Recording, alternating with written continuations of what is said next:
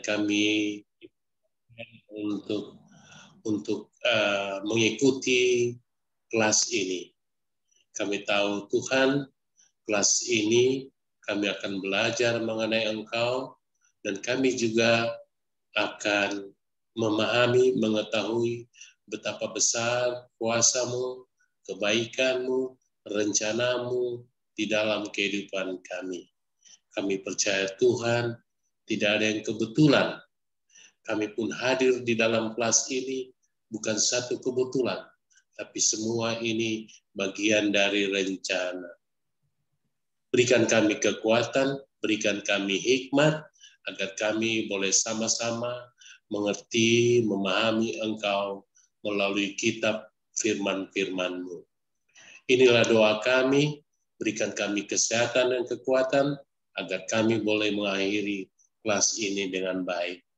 Terpujilah nama-Mu, haleluya, amin. Amin.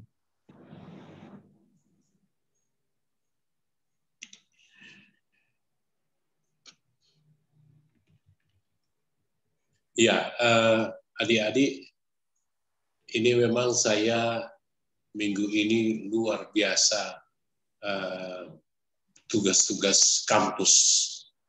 Memberikan tugas kampus, mempelajari tugas, memeriksa tugas kampus, juga mengerjakan tugas kampus yang buat saya.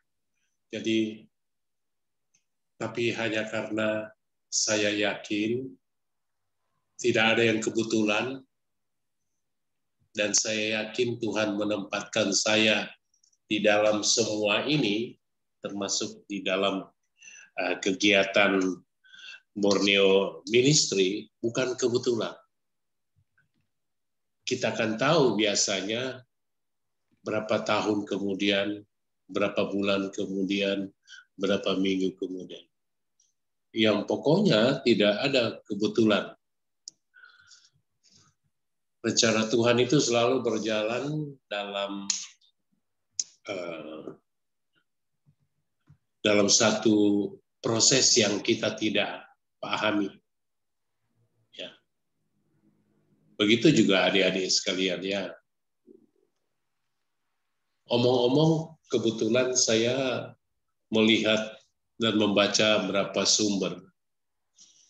Memang survei perjanjian lama ini sedikit detail, sedikit bercabang-cabang. Jadi saya menyarankan untuk adik-adik selalu mengikuti track-nya dengan baik. Contohnya misalnya sampai pada satu pembahasan tertentu dan saya katakan tolong kita buka kitab Esra atau tolong nanti menjadi tugas untuk meneliti kitab Esra. Itu tolong dicatat karena kadang-kalanya karena saya sudah terlalu berpikir ke depan, sering yang harus dikerjakan sudah di bagian belakang bisa lupa. Yang kedua adalah keterkaitan setiap bahan kuliah itu penting untuk diingat. Ya. Apalagi kita berbicara soal survei perjanjian lama. Nah, sekarang sudah jam 9. Semua hadir ini, yang hadir sekarang ini siapa aja? Baik yang onsite maupun yang online. Ya, semua online sih. Tinggal Diki, Pak, yang belum. Tinggal Diki ya. Ya. Tinggal Diki. Baik. Kemarin kita berbicara sampai pada mengapa banyak sejarah dalam perjanjian lama. Itu yang sudah dijelaskan adalah pentingnya sejarah. Allah tidak menawarkan diri sebagai objek kajian filsafat. Ini semua sudah tamat SMA ya, sudah kan? Nah, sebenarnya umur-umur adik ini semua itu dalam tingkatan S1. Tapi juga saya harus memilih mana yang harus saya informasikan tidak terlalu awal. Itu membuat pekerjaan ini tambah ekstra harus berhati-hati. Pak, Karena maaf Pak, ini lulusannya variasi Pak. Agape ada yang S1, juga ada yang SMA, juga ada yang SMP, juga ada yang SD. Oke. Itulah sebabnya saya pernah bilang di pertemuan kedua dan pertemuan pertama, saya harus meramunya dengan baik sehingga tidak memberikan Anda suatu pengetahuan yang membuat justru kontraproduktif. Artinya satu pengetahuan yang justru tidak berguna pada adik-adik saat ini. Bahkan akan menimbulkan pemikiran atau konflik yang terlalu dalam karena banyak hal yang belum dimengerti. Nah, saya menyinggung itu oleh karena pentingnya sejarah, kita memahami Alkitab dalam perspektif sejarah, dalam cara pandang sejarah. Itu oleh karena memang Alkitab itu ada bagian-bagian di dalam Alkitab yang seperti sejarah, sehingga Anda kadang-kadang kalanya enak membacanya ya, kalau kayak ada cerita ya cerita pada raja-raja contohnya ya. Nah, Allah tidak menawarkan diri sebagai objek kajian filsafat. Contohnya begini. Allah yang kita kenal, Allah yang ada di dalam perjanjian lama, dan Yesus Kristus, putranya yang ada di perjanjian baru, yang kita sebut itu Tuhan, itu bukan satu dalam tanda petik benda yang kita dengan bebas mengkaji sebagai filsafat. Nah, ada pendekatan-pendekatan filsafat atau ada cara pandang filsafat yang melihat Tuhan bukan sebagai Tuhan. Nah, kalau asumsi kita sudah melihat sesuatu itu bukan Tuhan, tentu setelah itu kita sampai pada kesimpulan tidak ada Tuhan. Ini soal filsafat kadang-kadang begitu. Contoh saya kasih. Kalau kita menstudi manusia yang ada di dalam Alkitab adalah manusia bukan sebagai ciptaan Allah, maka lalu kesimpulannya nanti bahwa manusia itu tidak ada kaitan dengan Allah. Kalau kita memahami bahwa Alkitab itu bukan bukan firman Allah, maka kesimpulannya nanti, itu cuma catatan-catatan kuno. Ya, apa betul itu ada 10 kitab Taurat, ada 10 perintah Allah turun diberikan kepada Musa. Jadi sebenarnya itu berangkat dari asumsi, berangkat dari titik tolak. Kalau titik tolak kita melihat Alkitab itu hanya rangkaian tulisan, bukan firman Tuhan, maka kita berkesimpulan nanti itu cuma kitab peninggalan.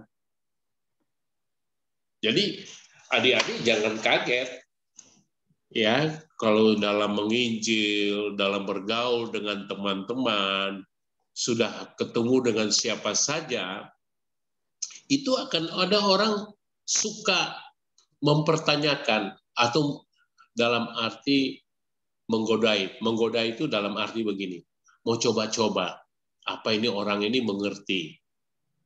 Lalu mereka bilang, apa kamu percaya bahwa Alkitab itu firman Tuhan? Akan ada pertanyaan seperti itu. Dan itu ada 3 atau 4 pandangan yang mengatakan Alkitab itu cuma kitab sejarah. Cuma. Artinya, dia itu cuma masa lalu. Jadi, mengenai ciptaan Tuhan atas bumi ini, ya memang betul ada. Ada yang berpendapat begitu. Ya memang betul. Tuhan ciptakan. Tapi setelah itu Tuhan tidak berkarya lagi dalam kehidupan manusia. Setelah itu Tuhan seperti terputus dengan kehidupan manusia. Ada pandangan seperti itu. Jadi siap-siap umur Anda yang muda ini diperkenalkan lebih awal dengan hal-hal yang aneh di dunia ini. Memang maksudnya semua ini dipersiapkan. Ada yang menganggap ya memang Alkitab itu firman Tuhan. Alkitab itu di dalamnya ada firman Tuhan. Wah, ini argumentasinya bagus banget dibangun. Karena apa? Cerita mengenai Nabi Daud, Raja Daud yang membunuh Uria, berselingkuh dengan Batseba, itu bukan firman Tuhan. Jadi Alkitab itu di dalamnya ada firman Tuhan, sebagian bukan firman Tuhan. Ada pendapat begitu. Tapi sikap kita sebagai orang Kristen adalah seluruh isi perjanjian lama dan baru adalah firman Tuhan. Lalu orang tanya, loh yang jelek-jelek di dalam itu firman Tuhan juga? Jawabannya, itu diizinkan oleh Allah melalui Roh Kudus untuk tetap tertulis di dalam situ sebagai satu pelajaran. Jadi ada Tuhan memberikan firman-Nya dengan menunjukkan hukuman, dengan menunjukkan perbuatan yang buruk, supaya itu jadi pelajaran.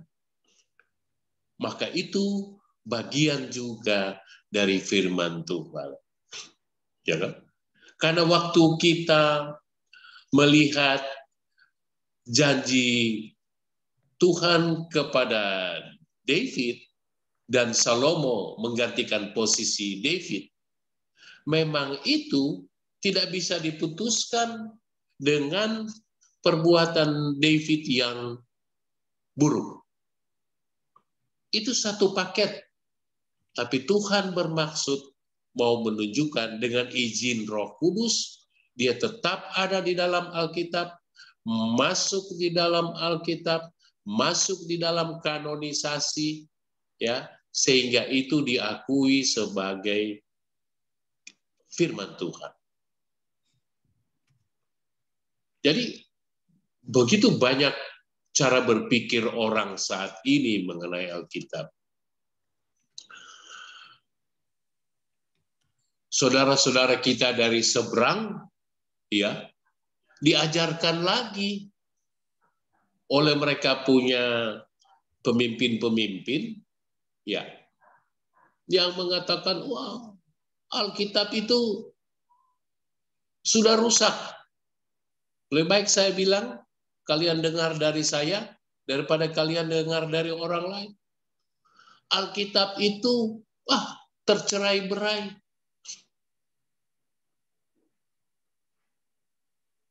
Yang saya mau katakan adalah bahwa yang mereka yakini turun dari Allah kepada nabinya, itu utuh dilafalkan, dihafal. Jadi tertulis utuh. Gampang sekali juga untuk kita menanyakan. Sepertiga dari isi kitab itu adalah dari sama bunyinya dengan Alkitab. sepertiga. Lalu pertanyaan saya adalah, pada abad ke-7, yaitu artinya masuk abad ke-7, jadi artinya 600 tahun kemudian muncullah Islam sesudah Kristen. Ya, Kristen dihitung dari tahun 1 Yesus Kristus Masehi sampai 635 tahun, berarti 6 abad memasuki abad ke-7 baru muncul Islam. Dari Yesus Kristus mundur, ya itu yang disebut masa sebelum Masehi, itu 5.000 tahun. Perjanjian Lama itu terbentuk 1.500 tahun yang dipelihara dengan tuntunan Roh Kudus, sehingga apa yang Anda baca saat ini itu merupakan satu kitab yang dilindungi oleh Tuhan itu sendiri sampai kita bisa punya saat ini. 5.000 tahun. Dari tahun, kalau perjanjian lama, kalau sebelum Masehi, perhitungan tahunnya itu mundur. Misalnya kita berasumsi mulai dari tahun 0. Tahun 0 itu tahun 5.000. Nah, mundur terus sampai pada tahun 1 Yesus lahir. Jadi tahun 1 itu adalah pada saat Yesus lahir di dunia. Itu makanya disebut tahun Masehi.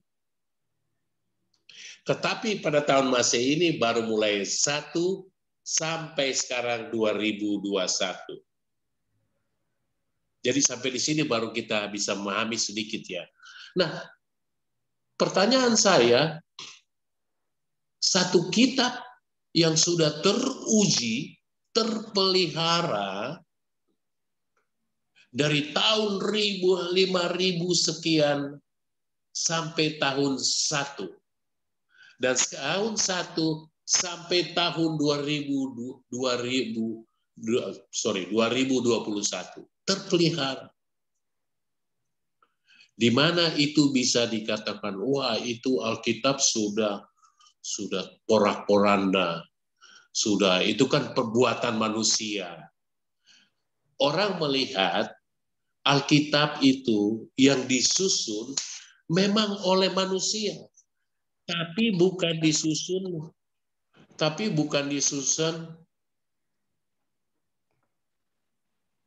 sebentar ya. Halo, ya. Bisa dengar? Bisa. Ya. Soalnya tadi ada telepon masuk, jadi agak mengganggu. Jadi ada anggapan bahwa Alkitab itu disusun oleh manusia. Orang Kristen mempercayai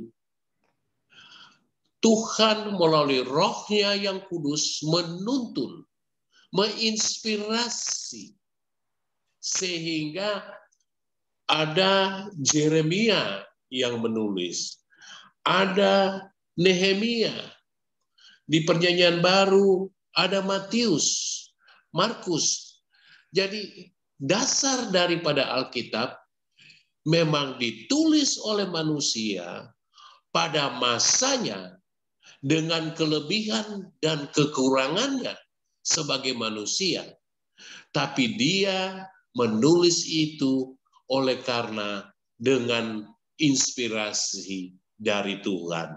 Itu yang kita sebut Roh Kudus. Nah, asumsi orang lain, karena ditulis oleh manusia, wah itu bisa diatur-atur. Ya, ada dalam satu sejarah gereja, Anda sedikit perlu tahu, ketika disusunlah urutan Perjanjian Lama dan urutan perjanjian lama.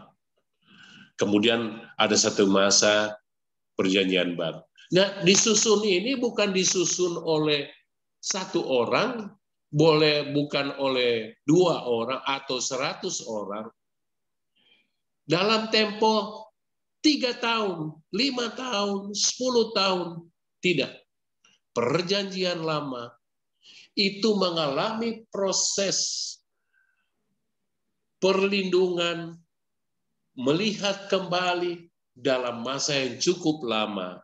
Katakanlah masa yang pertama yang singkat kita tahu adalah 1.500 tahun, kemudian mundur terus sampai saat sekarang. Berarti Alkitab ini teruji, terpelihara, tidak sembarangan.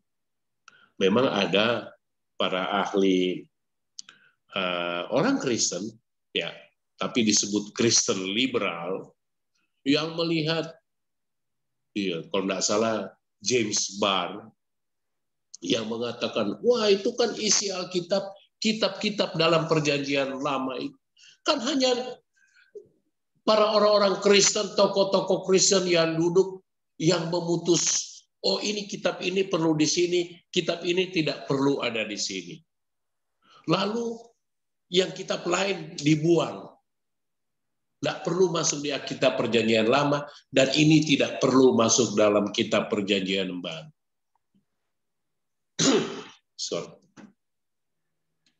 Nah, kalian juga harus tahu bahwa pemutusan yang ini, yang itu, ini tidak masuk, itu ada standar-standarnya.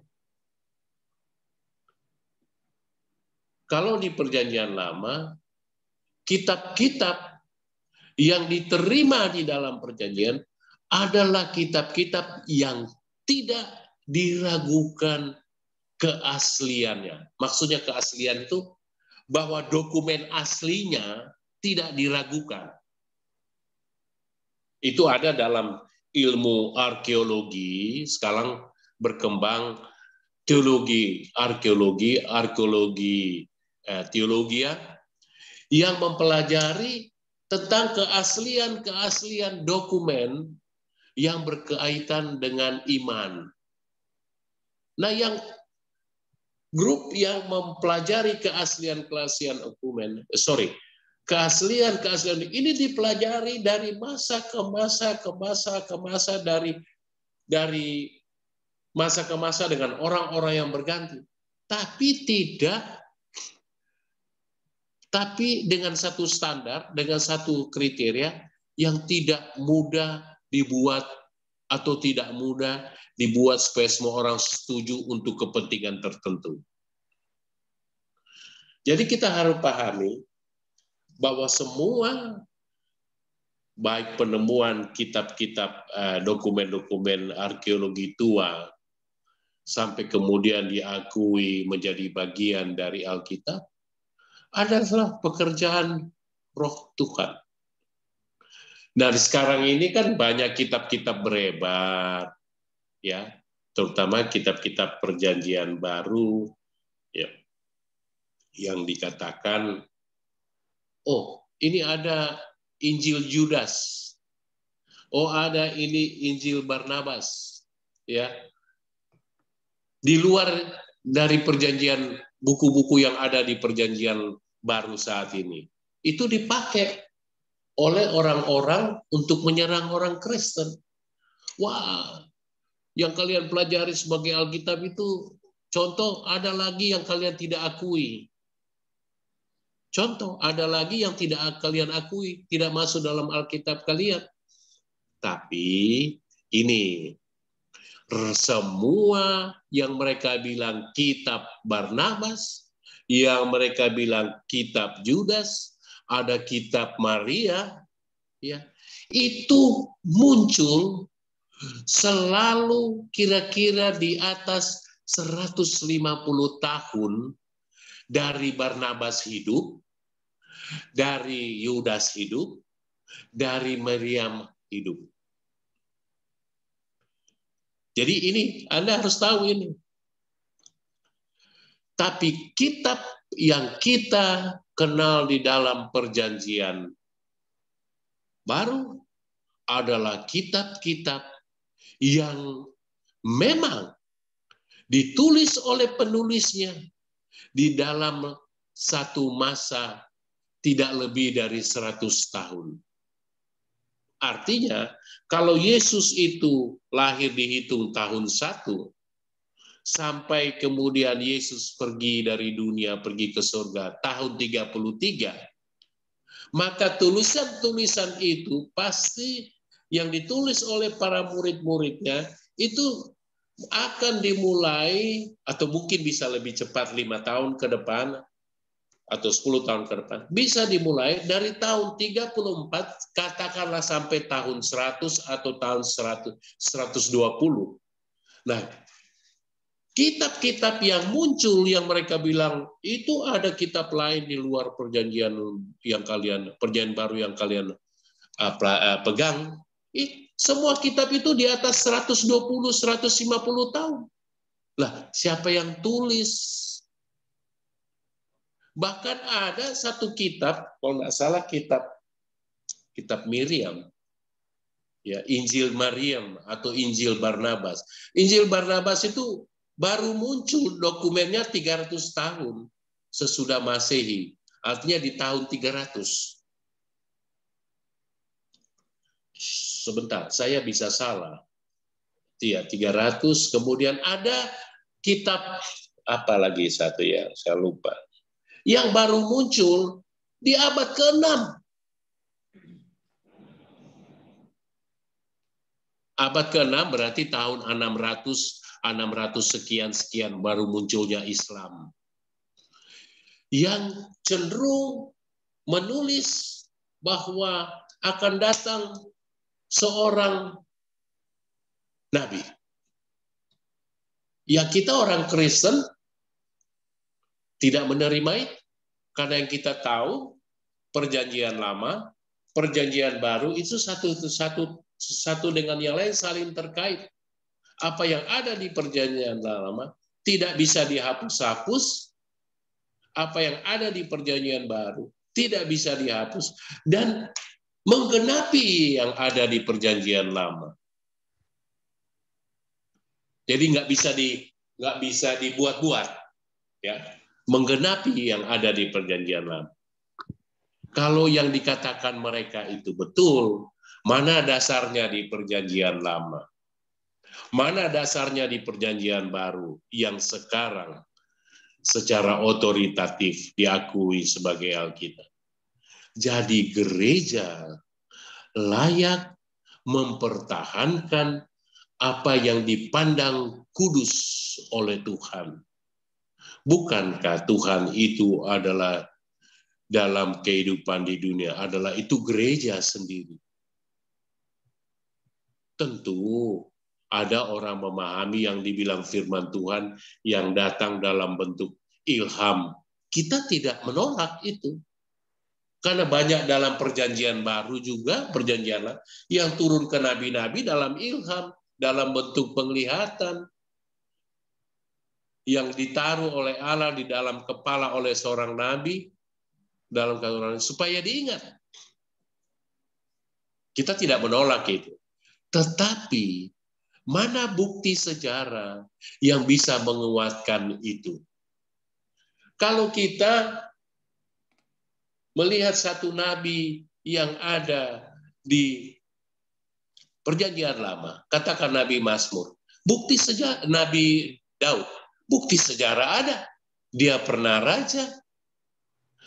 Sulaiman, bukti sejarah ada. Ratu Ethiopia, bukti sejarah ada. Bahkan ada keturunan orang Yahudi yang ada di Ethiopia saat ini. Hasil keturunan dari Sulaiman dan Betseba.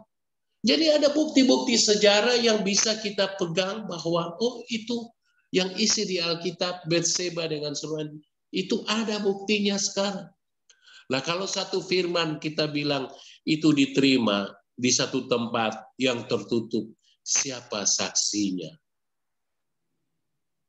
Itu ya. Jadi ini saya beritahukan ini supaya adik-adik tidak mudah diombang-ambingkan oleh pemikiran-pemikiran yang memang mau menghancurkan. Tapi saya juga bilang ini tidak dengan maksud supaya Anda gembar-gembor ke sana kemari. Begitu ada orang memberikan komentar kepada kita, Anda langsung menceritakan semua ini. Kita harus menjadi lebih bijak saat ini, ya. Menjadi lebih bijak saat ini. Apa saja yang ingin diletakkan kepada diri kita dengan mudah diatur saat ini untuk kita bisa dianggap atau dituduh penghinaan terhadap agama. Jadi lebih baik berhati-hati, jaga sikap kita, karena kalau Tuhan menuntun Anda untuk memperkenalkan Kristus kepada seseorang, tidak perlu harus dengan berdebat. Tidak perlu. Ingat, bukan kamu yang memilih aku, tapi aku yang memilih engkau. Jadi kalau seseorang mau jadi pengikut Kristus, kita cukup menjelaskan mengenai Kristus, itu 1-2 menit.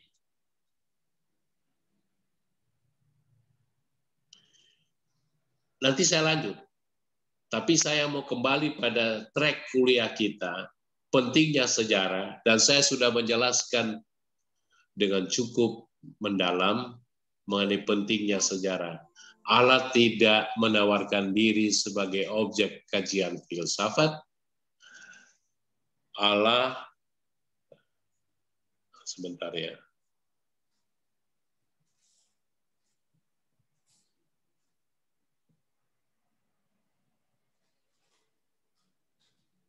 Allah datang menolong dan menuntut respons manusia. Jadi datang melalui Yesus Kristus, menolong manusia, memberikan pengampunan, dan menuntut reaksi, respons kita. Sejarah di Perjanjian Lama menunjukkan bagaimana berupaya menunjukkan tindakan, penyelamatan, pengadilannya, campur tangannya dalam kehidupan manusia dan bangsa-bangsa. Artinya, Perjanjian Lama itu sebuah penggambaran mengenai tindakan-tindakan, usaha-usaha untuk selamat, untuk hidup berkenan dengan Tuhan, atau juga banyaknya pemberontakan dan pengadilan Tuhan pada seseorang atau pada bangsa, dan campur tangannya dalam kehidupan manusia dan bangsa-bangsa, termasuk juga bangsa Israel. Namun ditunjukkan di situ sudah segala macam hukum yang diturunkan kepada mereka supaya mereka hidup kudus, nah tidak juga bisa kudus. Apa yang kurang? Bangsa Israel, bangsa Yahudi itu bangsa pilihannya. Bangsa Israel, bangsa Yahudi itu tiap hari di zaman perjanjian melihat mujizat Tuhan, tapi selalu melanggar dari hukum, dari batasan-batasan yang Tuhan berikan pada mereka. Berarti memang hukum atau ketaatan berdasarkan hukum tidak menyelamatkan manusia. Sudah umat Tuhan, hukumnya diberikan oleh Tuhan sendiri, lihat mujizat setiap saat, tetap saja berbuat dosa atau tidak taat. Maka lalu Tuhan Allah kita itu mempunyai rencana keselamatannya yang ada di dalam Yesus Kristus. Maka keselamatan yang kita sebut kasih karunia itu kita terima dengan cuma-cuma. Tidak patuh-patuh segala peraturan. Karena berkali-kali Yesus mengatakan, hukum tidak menyelamatkanmu. Jadi sekarang ketemu ya, ini perjanjian lama ini. Saya berharap memang teman-teman, adik-adik semua ya, itu memahami benar.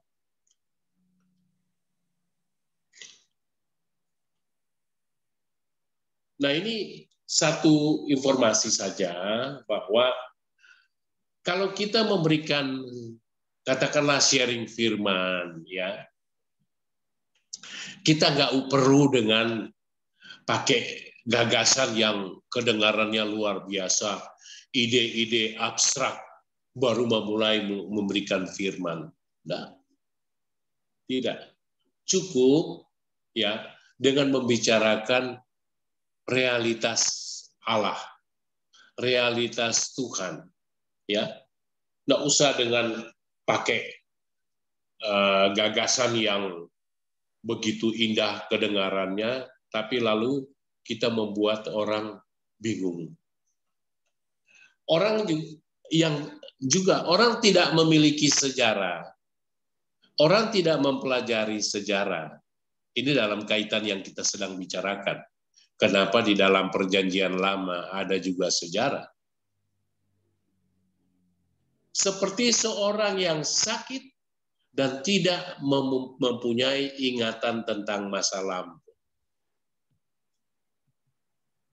Amnesia itu adalah orang yang tidak punya ingatan masa lampau. Dia tidak pernah ingat apapun, satu hal pun di masa lalu. Nah, bayangkan kalau kita melupakan sejarah. Sejarah kita sudah tidak ingat.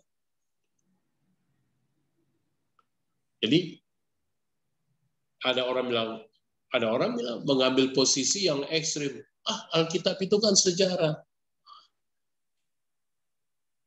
Sejarah, iya. Tapi dia bukan hanya kitab sejarah.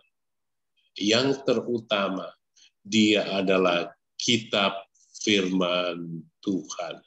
Nah, firman Tuhan itu dapat dilihat dalam perjalanan sejarah bangsa, dalam perjalanan sejarah kehidupan seseorang yang ada di dalam Alkitab. Ya.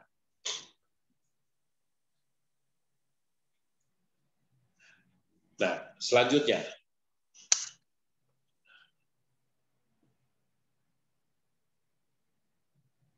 Kita akan menyinggung, ini sebentar,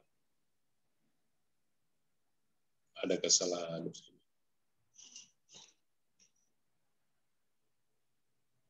Oops. Kalau Bapak mau tampilkan slide-nya belum tampil ya Pak? Belum tampil? Ya, sebentar. Belum tampil Pak.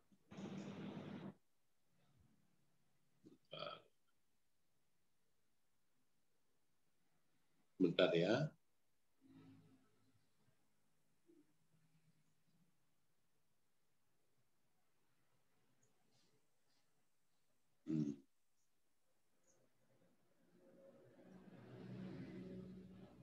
Ini saya mau naikin kok dia, tapi dia malah.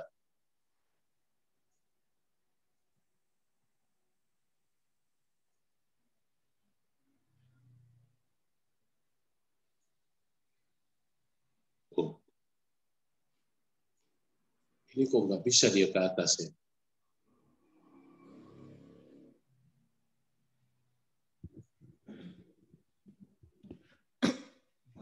Di share screen dulu aja Pak. Ini saya lagi berusaha untuk share screen. Ini dia diam di bawah, jadi agak susah. Sebentar. Share video. Full screen. Kita coba full screen. Kok nggak bisa ya full screen? Bapak lagi laptop yang mana Pak? Saya pakai yang desktop, komputer besar. Oke. Saya sudah lihat sekarang. Ada share screen-nya Pak? Ya itu justru share screen-nya. Tunggu, itu berarti ada di sini dia. udah hilang tulisan share screen. Tapi harusnya saya itu kan dari sini, dia agak, nah ini dicoba. Cuma ada di sini chat, pin, show non-video partisipan, lalu kok bisa begini ya? Tunggu Pak, Bapak pakai yang laptop komputer besar itu yang namanya Gabriel Tambun atau yang Jerry Tambun Pak?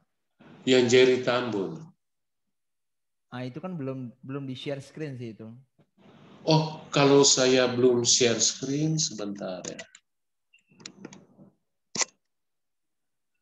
Ya, tadi udah.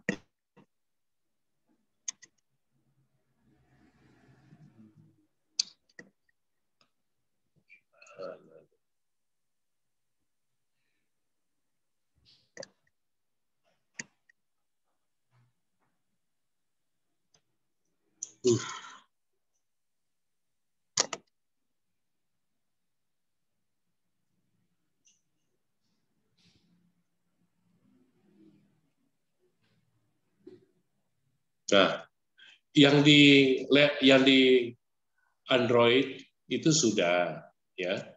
Tapi sekarang yang di komputer yang di mana? Nah, ini coba.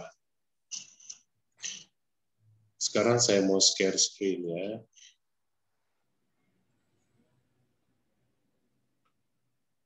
Kok tidak muncul ya? Ada tombol share screen-nya Pak yang warna hijau itu. Nggak muncul yang di bawah, coba. Coba Bapak tekan, Sudah. itu udah tuh. Sudah, oke. Nah, tinggal Bapak tekan PowerPoint yang di bawahnya tuh Pak. Di bawah Ini Pak. ya. Di bawah Pak. Bukan itu Pak. Yang mana ya? Di bawah, yang ada P di bawah situ. Ya, sebentar. Ini sekarang post, new share, chat, partisipan, yang mana dia? Stop. Itu sekarang kan sudah share screen Pak. Udah Oh, ada I di see. Bapak. Nah, sekarang Bapak perlu menyalakan ini Pak, yang saya garis ini Pak. Di bawah ini, yang barusan saya garis warna coklat ini. Oh, I see. Ah, itu baru Oke. Bapak. Baru dia muncul nanti PowerPoint-nya. Ah, oke. Oke. Baik. Nah, di dalam perjanjian lama itu ada beberapa jenis kitab sastra, bukan perjanjian baru ya, perjanjian lama. Kitab-kitab itu adalah kitab sejarah, ya, Pak, kitab puisi. Itu di sebelah kanan itu ada kotak hitam, Pak. Sebelah kanan bawah itu ada kotak hitam. Itu bisa digeser ke kanan dulu. Oh, iya, iya. Nggak kelihatan tulisan slide-nya. Udah? Ya, geser ke bawah aja. Oke. Ya. Adik-adik bisa lihat semua? Bisa, Pak. Bisa, Pak. Baik, saya harus ngambil 5 menit lagi sebab ya. Suaranya ganda, Pak. Oh, ganda sebentar. Berarti saya matikan yang ini. Bisa? Jelas? Ya, jelas, Pak. Ya.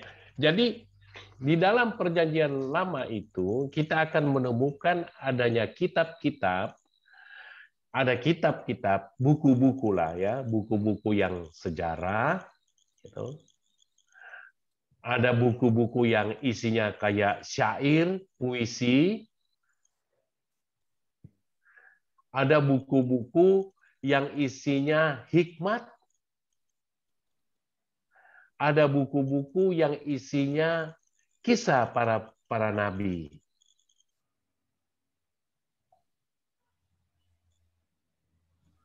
Nah, kalau kitab ya buku-buku yang sejarah, yang isinya sejarah itu ada 12 buku. 12 buku. Nah, kitab sejarah biasanya disebut hikayat, ya. Kalau siapa yang belajar di SMA belajar mengenai pujangga baru, tahu hikayat di dalam angkatan pujangga baru apa artinya hikayat. Hikayat itu maksudnya cerita, sejarah. Di dalam Perjanjian Lama itu ada 12 buku, itu hikayat dari Joshua sampai Esther. Ya. Kemudian ada kitab yang saya sebut tadi, puisi, ya, syair. Dari kitab Ayub sampai Kidung Agung.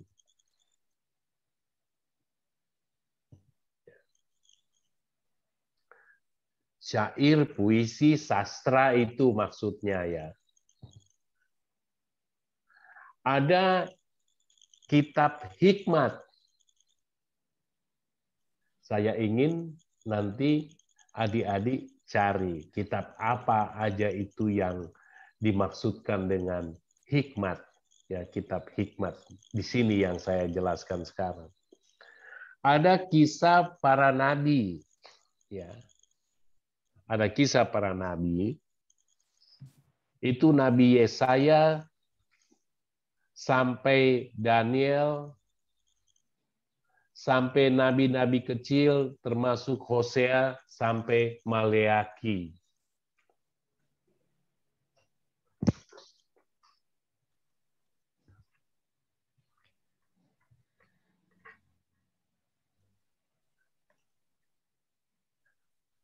Nah, di dalam Perjanjian Lama, ada yang disebut ada 5 nabi besar di Perjanjian Lama, yaitu Yesaya, Jeremia, termasuk apa yang ditulis oleh Jeremia juga ratapan. Sehingga ratapan ini kan hanya 4 pasal dengan gaya puisi, ya, gaya sastra. Kenapa dia disisipkan di antara para nabi? Oleh karena dia ditulis oleh Jeremia, ratapan ini. Ya. Nah, tulisan-tulisan lain yang dalam konteks ini itu ada Ayub, ada Mazmur, ada Amsal, ada Pengkhotbah, ada Kitab Agung. Jadi ada 2 tugas. Kitab hikmat itu termasuk mana, yang mana, atau termasuk di situ, atau tidak termasuk di situ, kitab hikmat. Yang berisi hikmat yang ada di Perjanjian Lama. Kemudian kitab 5 nabi besar di Perjanjian Lama itu siapa aja? Itu tugas, ya. Tugas yang boleh kalian kirim setiap saat, cuma cari di Google aja, ya.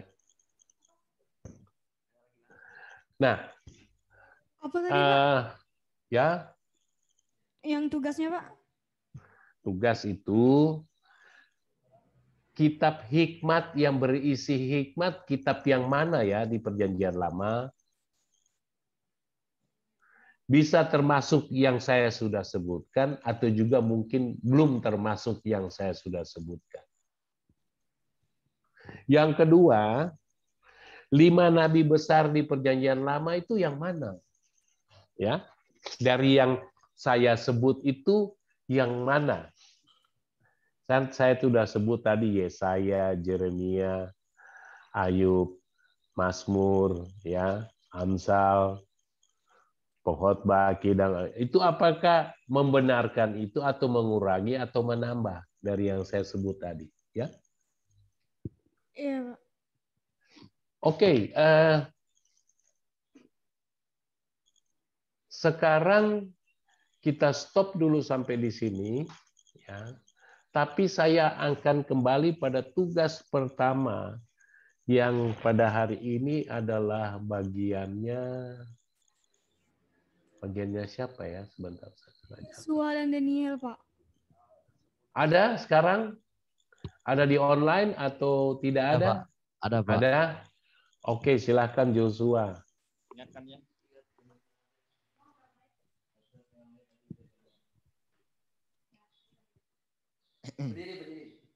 Langsung ya Pak ya? Ya. Ya oke, saya akan mempresentasikannya. Pada zaman dahulu, wilayah yang kini bernama Yordania merupakan jantung peradaban kuno yang diuntungkan oleh letak geografisnya di kawasan bulan sabit subur yang meliputi Babilonia dan Kanaan. Kemudian Yordania menjadi rumah bagi beberapa kerajaan kuno meliputi kerajaan Edom, Moab, Amon, dan kerajaan Nabat yang menonjol. Petra tetapi melintasi berbagai era sejarah yang berbeda-beda. Sebagian wilayah negara ini menjadi berada di bawah kendali beberapa kekuatan tenaga seperti Mesir kuno pada masa peperangnya dengan Babilonia dan Hit, dan pada beberapa periode yang berlainan oleh Bani Israel yang diambil pada masa pernahanan Babilonia dan yang kemudian dikalahkan oleh Bani Moab seperti yang tertulis dalam Batu Moab. Lebih jauhnya dan karena lokasinya yang strategis di pertengahan dunia kuno, Yordania juga di bawah kendali kekaisaran-kekaisaran kuno Yunani, Persia, Romawi, dan yang berikutnya oleh Byzantium. Masih orang Byzantium. Ya, Byzantium. Byzantium. Orang Nabat mendirikan kerajaan merdeka yang meliputi sebagian besar wilayah Yordania modern yang wilayah lain yang berdekatan. Selama beberapa abad sebelum akhirnya ditaklukkan oleh Kekaisaran Romawi, tetapi terpisah dari Petra, orang Romawi, memelihara kemakmuran sebagian besar kota-kota kuno di Yordania yang menikmati otonomi negara kota yang singkat di bawah payung alisiansi Decapolis.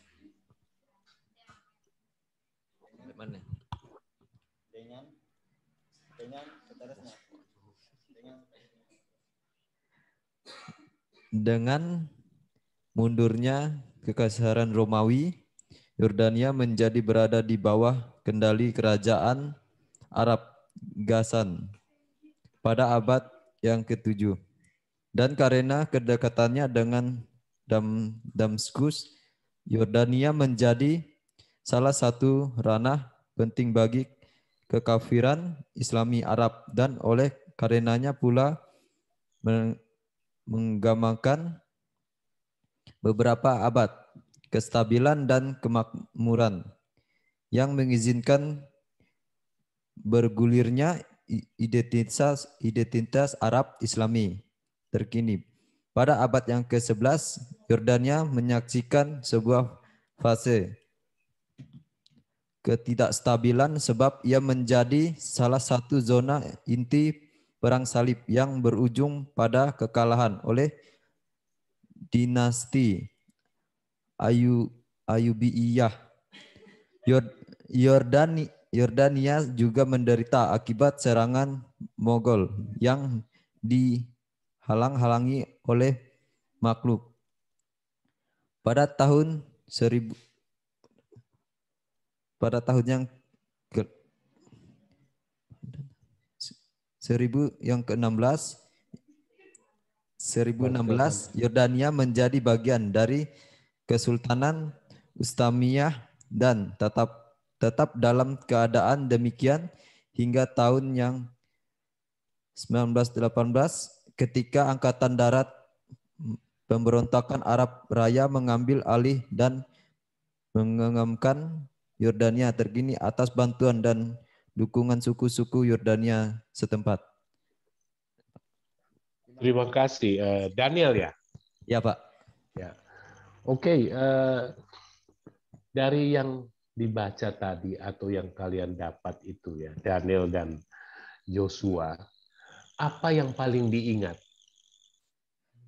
dari yang kalian kerjakan itu? Yang kalian ingat apa? Yang sedikit aja, ada yang diingat nggak?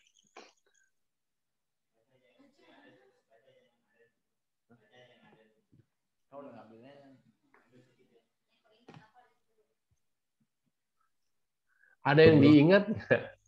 Ada nggak? Pemberontakan Arab Raya, Pak. Pemberontakan Arab Raya. Itu pemberontakan Arab Raya itu ceritanya berontak terhadap siapa? Yordania. Oke.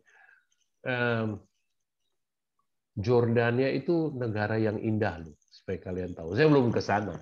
Saya baca aja. Tapi kalau saya punya kesempatan, saya ingin ke Yordania.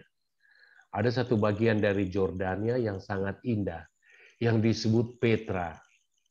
Petra itu pemandangannya luar biasa.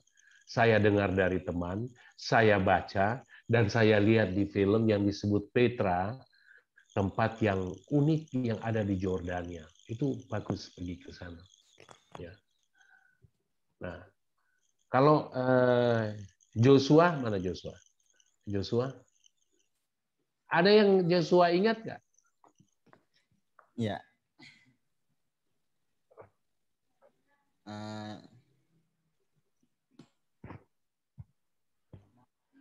Ada, Pak. Ya, apa? Yang mana? Orang Romawi memelihara kemakmuran sebagian besar kota-kota kuno. Orang Romawi Memelihara sebagian besar kemakmuran. kota kuno. Ya. Yang tadi mengenai perang salib ada tadi kan disebut. Ya, ada, Pak. Ya. Siapa yang tahu soal perang salib?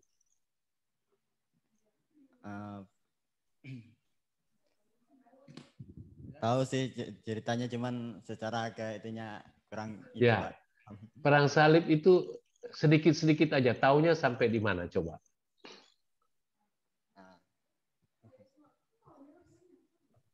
Hanya pernah dengar perang salib aja, Pak. Jadi ceritanya kurang tahu.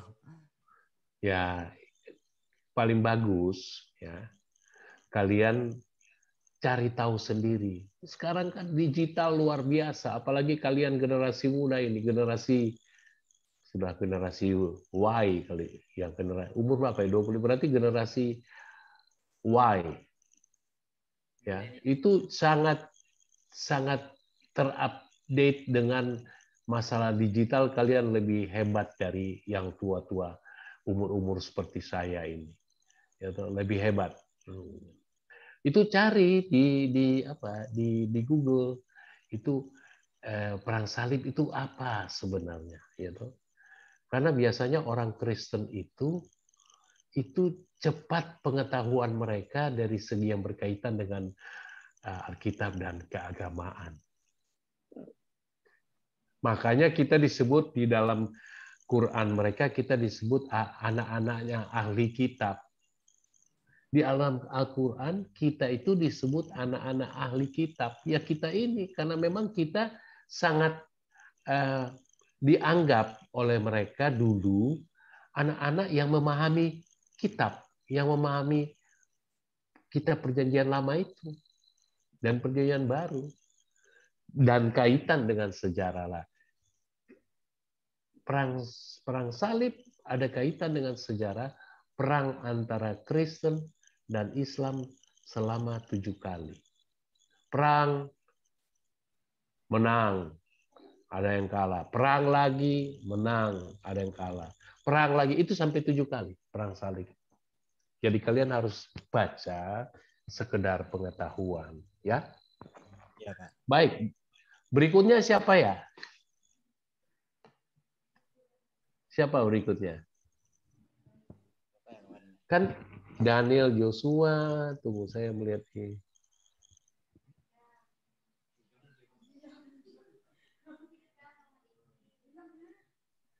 Vika sama Diki kali, Pak. Siapa tadi? Vika sama Diki kali. Mana Diki? Diki ada? Ada. Diki, kok kamu tadi diam ditanya?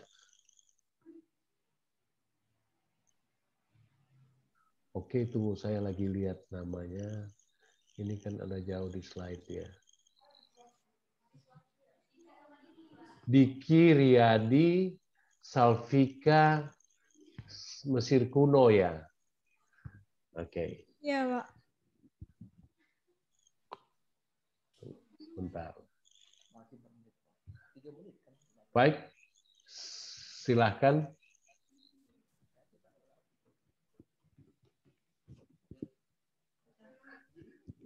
Ya, Pak. Baiklah. Kami akan mempresentasikan tentang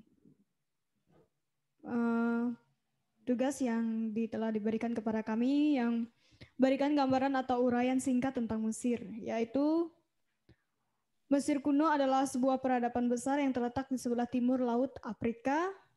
Peninggalannya yang paling banyak diketahui adalah piramida. Peradaban Mesir kuno diketahui sebagai peradaban paling tua di dunia yang dimulai pada sekitar tahun 3150 sebelum Masehi. Keberadaan mengenai peradaban Mesir kuno memiliki rentang waktu yang sangat panjang. Peradaban Mesir kuno sudah berkembang jauh sebelum munculnya peradaban kuno Yunani, Romawi, dan Mesopotamia lahir. Pada zaman itu terdapat persatuan kelompok-kelompok yang ada di lembah Sungai Nil. Periode pemerintahan zaman Mesir kuno yaitu satu kerajaan Mesir tua sekitar 2700 sampai 2160 sebelum Masehi. Kerajaan Mesir tua mencapai puncak kejayaan pada masa Raja Firaun Fefi II. Pada masa itu, sang raja mempunyai banyak prajurit yang ditugaskan untuk membangun istana, piramid, dan bangunan megah lainnya. Dua kerajaan Mesir pertengahan, sekitar tahun 2160 sampai 1788 sebelum Masehi. Zaman Mesir pertengahan bermula saat Raja Sesostris III terdapat mempersatukan Mesir pada tahun 1880 sebelum Masehi. Sesostris pun berhasil memperluas wilayah Mesir kuno hingga wilayah Sudan dan Palestina. Yang ketiga, kerajaan Mesir baru. Pada tahun 1500 sampai 1100 sebelum Masehi. Zaman Mesir baru bermula saat Raja Thutmosis III menjabat. Ia mampu menjajah wilayah Mesopotamia dan Sudan yang akhirnya bersatu dengan Mesir.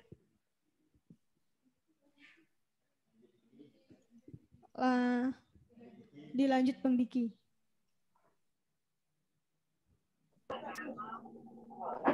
Selanjutnya peninggalan Mesir kuno. Yang pertama, mastaba. Merupakan bangunan yang beratap datar dengan bentuk balok yang sisi-sisinya miring. Bangunan ini terbuat dari batuan tanah liat. Mastaba menandai situs pemakaman yang banyak tokoh Mesir kuno terkenal. Kedua, piramida.